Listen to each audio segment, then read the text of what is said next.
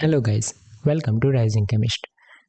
अगर आप केमिस्ट्री को ढंग से बेसिक से पढ़ना चाहते हैं तो ये चैनल आपको हेल्प करने वाली है। आज हम बात करेंगे नेचर ऑफ मैटर के बारे में। नेचर ऑफ मैटर ये एनसीईआरटी के फर्स्ट चैप्टर में दिया गया टॉपिक है। पहले हमें समझना होगा कि मैटर क्या है। Matter is anything that has mass and occupy space, यानी कि कोई भी ऐसी चीज जिसका खुद का मास है और जो स्पेस ऑक्यूपाई करती है वो मैटर है। जैसे कि water, pen, mobile, vapour etcetera. ये सब जो चीज़ें होती हैं उसका खुद का कुछ ना कुछ मास ज़रूर होगा और वो स्पेस ऑक्यूपाई करेगी, यानी कि जगह रोकेगी। तो ऐसी चीज़ों को हम बोलते हैं मैटर। हम अपने आसपास जो भी चीज़ को देख सकते हैं वो मैटर का एग्जाम्पल है। जैसे कि टैबलेट, पेन, नोटबुक, पेंसिल। अपने खुद की बॉडी भी एक मैटर है, क्योंकि बॉडी का भी मास होता है और स्पेस ऑक्यूपाई करती है। अब बात करते हैं स्टेट्स ऑफ मैटर के बारे में। 3 स्टेट्स होते हैं मैटर के: सॉलिड, लिक्विड और गैस। सॉलिड के अंदर हम एग्जाम्पल अगर देना चाहे तो हम दे सकते हैं आपकी नोटबुक, पेन, ये सब चीज़ें। लिक्विड के अंदर पानी, मिल्क, ऐसी चीज़ें। और गैस के अंदर एयर। अब एक एक के बारे में इंडिविजुअल देखते हैं। पहले है सॉलिड। हम कोई भी चीज़ को देखें तो वो छोटे छोटे पार्टिकल्स से मिलकर बनी होती है। अब सॉलिड में क्या होता है कि इन पार्टिकल्स के बीच में जो गैप होता है वो गैप बहुत ही कम होता है, जिसकी वजह से पार्टिकल्स को मूवमेंट के लिए स्पेस नहीं मिलती है और इसी की वजह से उसका शेप डिफाइनाइट होता है और उसका वॉल्यूम भी डिफाइनाइट होता है। अब बात करते हैं लिक्विड्स के बारे में। लिक्विड्स के अंदर जो भी पार्टिकल्स होते हैं उनके बीच में कुछ स्पेस होगा और ये स्पेस सॉलिड के पार्टिकल्स के बीच में जो स्पेस होती है उससे ज़्यादा होता है और इसी की वजह से जो पार्टिकल्स लिक्विड में है उसमें जो पार्टिकल्स को मूवमेंट के लिए फ्री स्पेस मिल जाएगी और इसी की वजह से उसका जो शेप है वो डिफाइनाइट नहीं होता है और उसका वॉल्यूम डिफाइनाइट होता है। अब बात करते हैं गैस के बारे में। गैस के पार्टिकल्स में जो स्पेस होती है वो स्पेस सॉलिड के कंपैरिजन में और ज़्यादा होती है और इसी की वजह से जो पार्टिकल्स होते हैं वो यहाँ वहाँ घूमते रहते हैं। उनके बीच में फोर्स ऑफ अट्रैक्शन बहुत ही कम होता है और इसी की वजह से उनका वॉल्यूम और शेप दोनों डिफाइनाइट नहीं होते हैं। और अगर अपने घर में या रूम में कहीं पे भी गैस लीकेज हो तो वो पूरी जगह पर, पूरे घर में या घर के बाहर भी फैल जाएगी। अब बात करते हैं inter conversion of states of matter. जो हमने 3 स्टेट्स पढ़े, सॉलिड, लिक्विड और गैस। अब इन तीनों में इंटर कन्वर्जन किस तरह से होती है।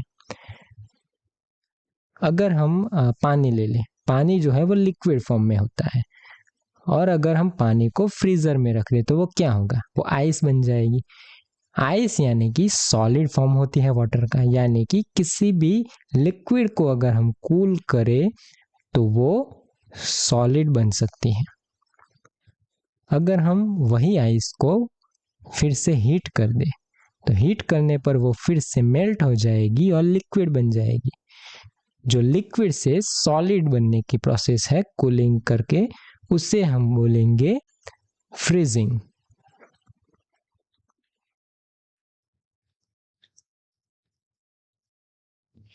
और जो सॉलिड से लिक्विड बनने की प्रोसेस है उसे हम बोलेंगे मेल्टिंग।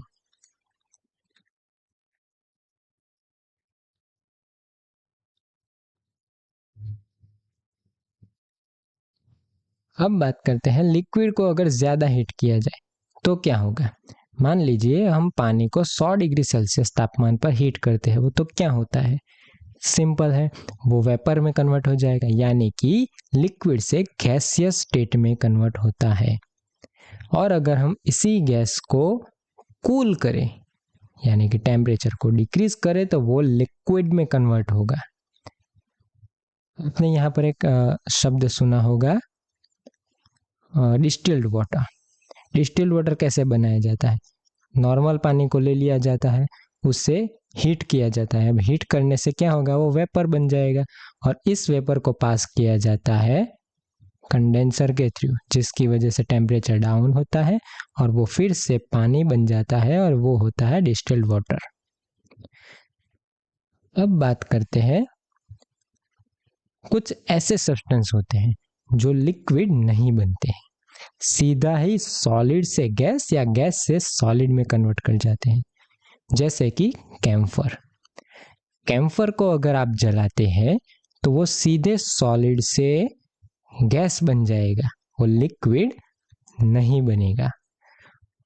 और कुछ ऐसे सब्सटेंसेस भी होते हैं जो गैस से सीधे ही सॉलिड बन जाएंगे, वो लिक्विड नहीं बनेंगे। अगर हम बात करें स्नो के बारे में, तो हम जानते हैं कई कई जगह पर स्नो गिरते हैं। तो स्नो क्यों गिरते हैं? जो हमारा जो वेपर है वो ऊपर जाके उसका टेम्परेचर डाउन हो जाता है, और कई जगह पर टेम्परेचर बहुत डाउन हो जाने की वजह से वो लिक्विड नहीं, सीधा ही सॉलिड में कन्वर्ट कर जाते हैं, और इसी की वजह से स्नो बनकर जमीन पर गिरते हैं। तो ये थी inter conversion of states of matter. अब ऐसे सब्सटेंसेस की बात करते हैं जो कि पूरे सॉलिड भी नहीं होते और लिक्विड भी नहीं होते। वो सॉलिड और लिक्विड उनके बीच का कोई स्टेट होता है। जैसे कि आपने हनी देखा होगा। हनी इतना गाढ़ा होता है कि हम उसे लिक्विड में कंसिडर नहीं कर सकते, वो फ्रीली मूवमेंट नहीं दे सकता। अगर हम पानी को किस जगह पर गिरा दे तो वो जितनी जल्दी स्प्रेड हो जाएगा, उससे बहुत ज़्यादा समय लगता है हनी को स्प्रेड होने में। तो हनी जो होता है वो डेंस होता है, और इसी की वजह से उसे पूरा सॉलिड भी नहीं बोल सकते और पूरा लिक्विड भी नहीं बोल सकते, तो हम उसे बोलेंगे सेमी सॉलिड।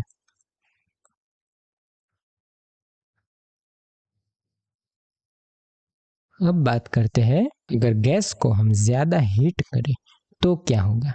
तो वो आयंस में कन्वर्ट हो जाएगा। गैस को हम ज़्यादा हीट करें तो वो आयंस में कन्वर्ट हो जाएगा, और जो आयोनाइज्ड गैस मॉलिक्यूल बनते हैं उसको हम बोलते हैं प्लाज्मा। प्लाज्मा वर्ड आपने सुना होगा कि स्टार्स की फॉर्मेशन में प्लाज्मा वर्ड सुना होगा। स्टार्स किस तरह से बनते हैं? स्टार्स बनने से पहले एक बिग बैंग होता है, यानी कि एक धमाका होता है, जिसकी वजह से बहुत ज़्यादा एनर्जी प्रोड्यूस होती है, और इसी की वजह से जो गैस मॉलिक्यूल्स होंगे वो आयोनाइज्ड हो जाएंगे, और उसी को हम बोलते हैं प्लाज्मा। तो आज के वीडियो में हमने सीखा कि मैटर क्या होता है, मैटर के कितने स्टेट्स होते हैं, और मैटर के स्टेट्स के बीच में इंटर कन्वर्जन किस तरह से होता है। अगले वीडियो में हम सीखेंगे कि मैटर कितने टाइप्स के होते हैं। अगर आपको ये वीडियो अच्छा लगा है, कंटेंट अच्छा लगा है, तो लाइक कीजिए, शेयर कीजिए, सब्सक्राइब कीजिए। मिलते हैं अगले वीडियो में। Keep learning.